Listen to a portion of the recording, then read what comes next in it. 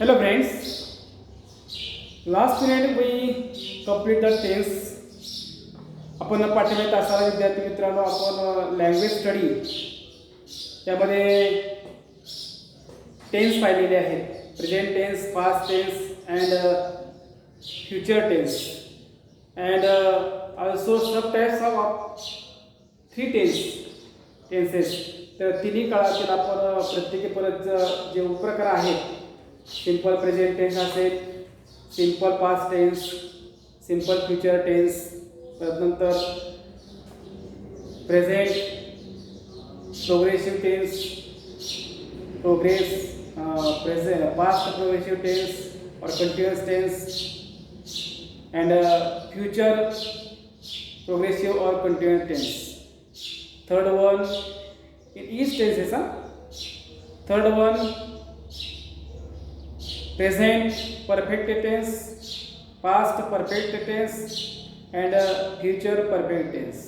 And last types of the is tense: present perfect progressive or continuous tense, past perfect continuous or progressive tense, and last one future perfect progressive or continuous tense. असे प्रत्येकी चार प्रकार पाहिलेले आहेत.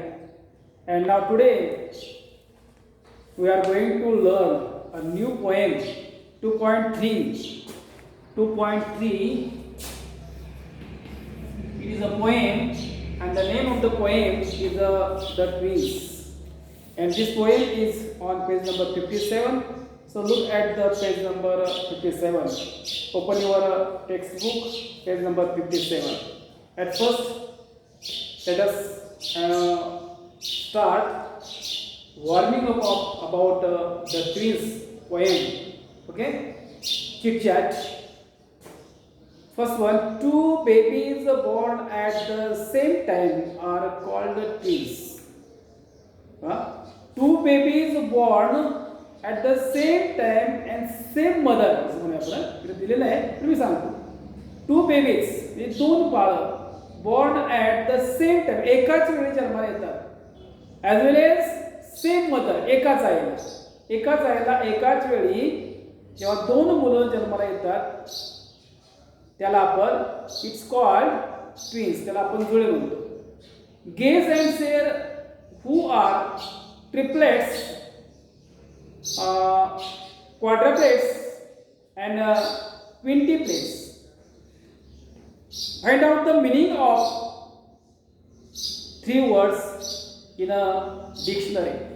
ठीक आहे, तर मी तुम्हाला सांगतो. एक पहिलं सांगतोय की triplets means a set of three, म्हणजे तीनचा समूह. त्याला म्हणतात आपण म्हणतो की तिहेरी तीळ, triplets, a set of three. And find out the extra or other words here, quadruplets and quintuplets. Question number second, imagine you had an identical twins, brother or sister. Imagine and share with your classmates what pranks you two would play on your friends, elders in the family and even in school. Imagine you had identical twins. की कल्पना करायचे की तुम्ही एक जुळे आहात, जुळ्यापैकी एक, brother और सिस्टर. मुली असेल तर मुलीने समजून घ्यायचंय की आपण जुळी मुली जन्माला आलो, जुळं मुलं मुली जन्माला एका आईच्या पोटी जन्माला, त्यापैकी आपण एक आहोत असं इमॅजिन, कल्पना करायची. Imagine you had a identical twin, brother as well as a sister. Imagine and share with your classmate. कल्पना करायची आहे आणि तुम्ही ती काय करायचं, तशा प्रकारचं एक शेअर इतरांना सांगायचं आहे. What pranks you two would play on your friends. मग तुम्ही मित्रामध्ये कशा खोड्या, प्रँक्स म्हणजे खोड्या कशा केल्या असणार आहेत, कशा कराल. एल्डर्स वयस्कर मंडळी, इन द फॅमिली तुमच्या कुटुंबामध्ये तुमच्या इतर वयस्कर किंवा तुमच्यापेक्षा मोठ्या असणाऱ्या वडीलधारी माणसांबरोबर, आणि इव्हन इन द स्कूल, आणि एवढंच नाही तर शाळेत सुद्धा तुमच्या मित्राबरोबर, तुमच्या कुटुंबातील वडीलधारी मंडळीबरोबर, आणि शाळेत सुद्धा तुम्ही what pranks you would play in friends as well as elder in the family and school. ठीक आहे, त्याच्याबद्दल तुम्ही कल्पना करायची, सांगायचं आहे. Next, study the following pairs or groups of words. Cup and saucer. बघा, study the following pair. There are pairs or group of words. या ठिकाणी जोड्या किंवा काही शब्दांचे गट, शब्दांच्या जोड्या किंवा काही शब्दांचे गट दिले आहेत, त्याचा अभ्यास करायचा आहे. Study the following pairs or groups. जोड्या किंवा गट कशाचे आहेत? ऑफ वर्ड्स, म्हणजे शब्दांच्या. Cup and saucer. बघा, cup and saucer. Cup and saucer या ठिकाणी pair of words. First one is a cup and second one is saucer. हा कप एक शब्द आहे आणि सॉसर एक शब्द आहे. पासून तिची काय झाली? पेयर झाली. पेयर म्हणजे जोडी. लक्षात? तर अशा प्रकारे जोड्या बघा, cup and saucer first one, second one needle. What is the meaning of cup and saucer? मराठीत आपण यूज करतो बघा, आपण मराठीमध्ये कप बशी. याला काय म्हणतो मराठीमध्ये आपण? कप बशी. कप आणि बशी नाही किंवा कप बशी. कप अँड बशी हे त्याचे जोड शब्द आहेत. बघा, कप बशी हा एक जोड शब्द आहे. तो निडल अँड थ्रेड, सुई दोरा आपल्या मराठीमध्ये. बर्ड्स अँड फिस्ट, पशु पक्षी. Take risk, sleep, tea, coffee म्हणजे थोडक्यात. आणि हायड अँड सीक, लपंडाव, लपाछपी एक्सेट्रा. तर या प्रकारच्या ज्या पेयर्स आहेत और the group of the words आहेत, हे आपल्या मराठीमध्ये पण आहेत आणि इंग्रजीमध्ये पण आहेत. These are sets of words that more than often together go together and occur together. We call such sets are collocation.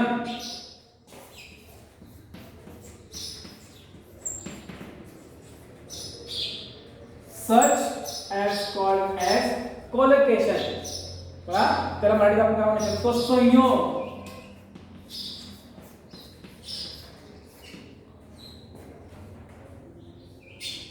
What is the meaning of collocation? So collocation means sets of words, शब्दांचे संच, that more than often go together or occur together, एकत्र त्या ठिकाणी आढळतात. त्या शब्दांच्या जोड्या म्हणूया किंवा शब्दांचे गट जेव्हा एकत्र आढळतात किंवा येतात, अँड अशा शब्दांना आपण कोलोकेशन म्हणजे संयोग असं म्हणतो. Cup and saucer, needle, thread and needle, okay, किंवा needle and thread. Insert the proper word from the bracket to from collocation. तर या ठिकाणी काय केलंय? खाली प्रॉपर वर्ड्स दिलेले आहेत and bracket from the collocation. तर सुरुवातीला बघा, A B C D to J, J पर्यंत, ए टू जे पर्यंत are the words. A to J are words and from collocation त्या ठिकाणी खाली दिले ते आपण तयार करायचे. बघा, कोलोकेशन कसं करायचं बघा. Frame a collocation of words and following also words. या ठिकाणी बघा, ये मध्ये काय दिलं बघा? effort.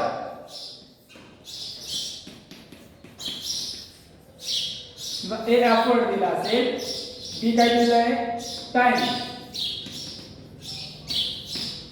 या ठिकाणी काय केलं ते? these are the words. काय म्हटलेलं आहे? तर insert the proper words from the bracket and form collocation. या ठिकाणी अशा प्रकारची वर्ड दिले, ए टू असं जे पर्यंत. जे कुठला आहे? तर जॉइंट आणि इन ब्रॅकेट खाली त्याच्या परत काय दिले नंतर परत ये absolutely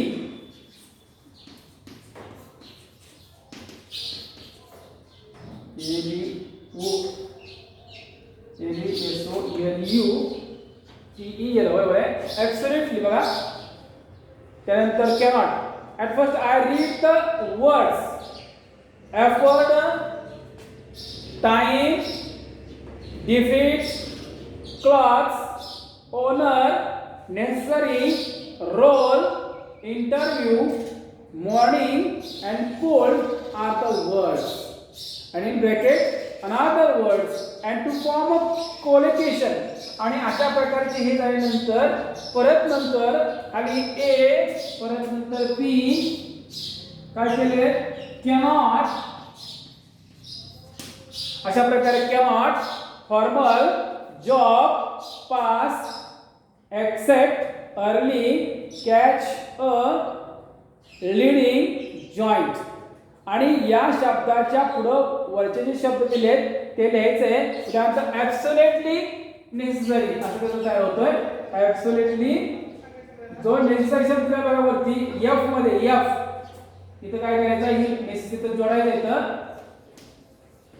नेसेसरी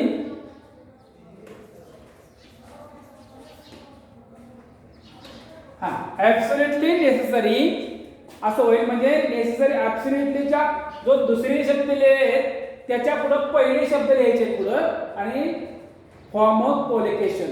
म्हणजे एक नंबर शब्द जे पहिले दिलेले शब्द आहेत ते दुसऱ्यांदा दिलेले शब्द खाली दिले बघा त्याचे टिंब जागा भरले तिथं भरायचे. बी कॅनॉट कॅनॉटला एक नंबर येईल एफर्ट. हा इथं समजा कॅनॉट आहे आपल्या इथं करायचं आहे. बी cannot and write the first word of effort and make a collocation.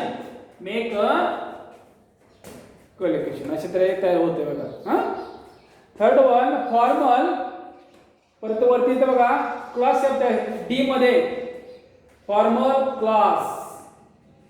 D job इथे बघा आपण लिहूया डी जॉब आहे बघा. पहिला कुठला शब्द येतो बघा याच्यामध्ये जी मध्ये डी मध्ये बघा डी कुठला आहे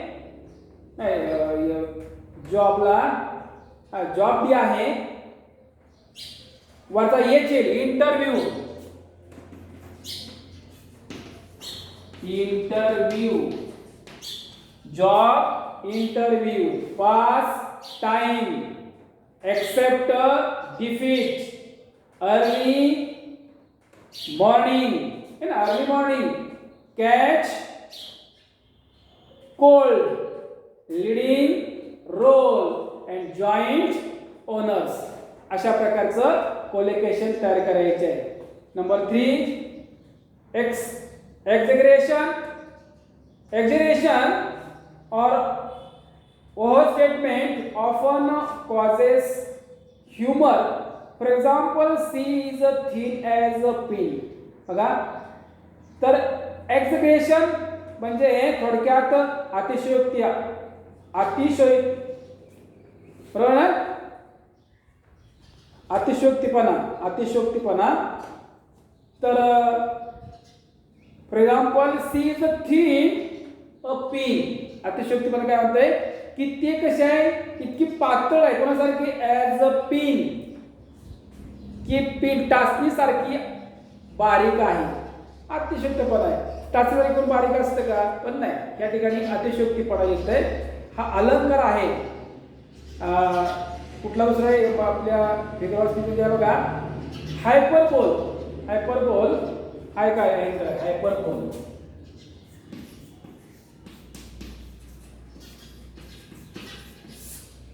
सिंगल बघा हायपरबोल अतिशयोक्तीपणा.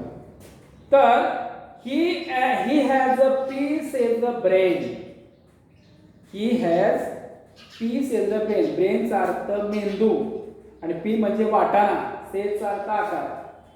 त्याचा मेंदू वाटाण्याच्या आकारा एवढा आहे. शक्य एका वाटाणा किती छोटा असतो. म्हणजे थोडक्यात काय तर हायपरबोल म्हणजे अतिशयोक्तीपणा आहे.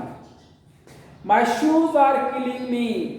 माझे बूट मला मारत आहे. तर बूट कुठं तुम्ही मारतात का? नाही तसं. माय शूज आर किलिंग मी. माझे बूट मला मारत आहेत.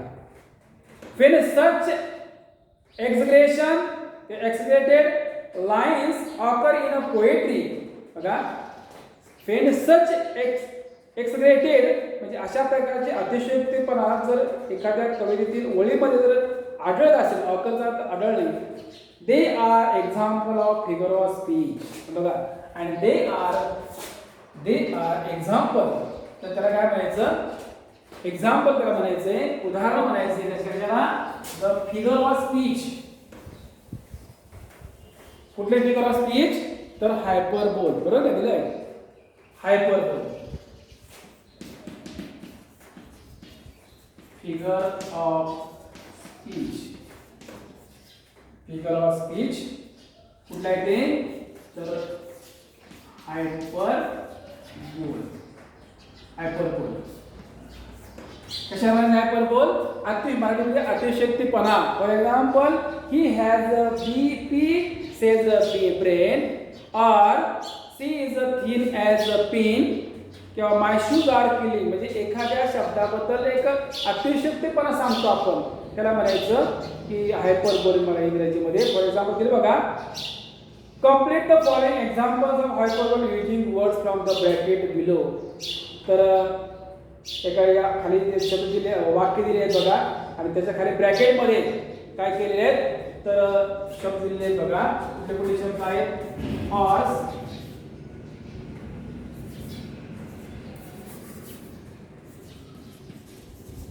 हॉर्स, लाइन, खाली शेवटी बघा सर होता हॉर्स,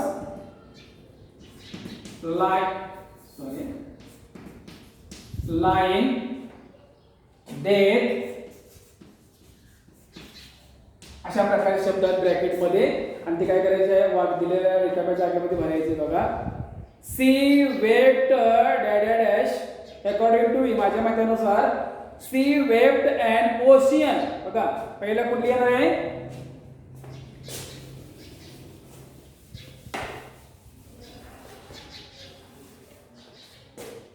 फर्स्ट वन फक्त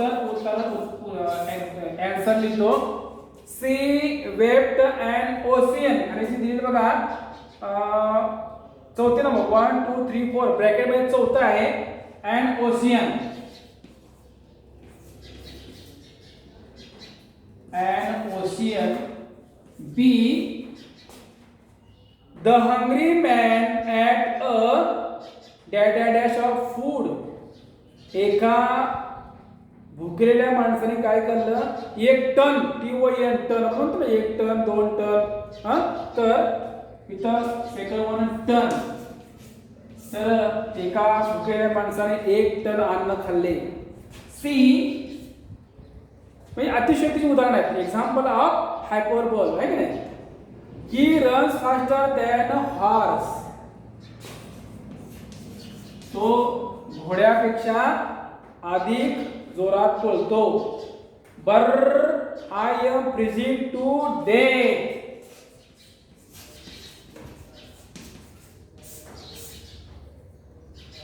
in last one I shall come over in just a second.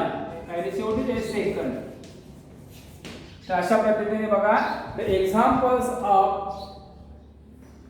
we complete the sentence of following words by following words and become a sentence of, that means examples of figure of speech हायपरबोल. म्हणजे मराठीमध्ये अतिशयोक्तीपणाचे उदाहरणं आहेत. आणि अशा प्रकारचे उदाहरणं जर कवितेमध्ये असतील तर कुठला असणारा फिगर ऑफ स्पीच? हायपरबोल. ठीक आहे विद्यार्थी मित्रांनो, आता प्रत्यक्ष आपण काय करू? कवितेला पुढच्या तासाला सुरुवात करूया. ठीक आहे, ओके, थँक्यू.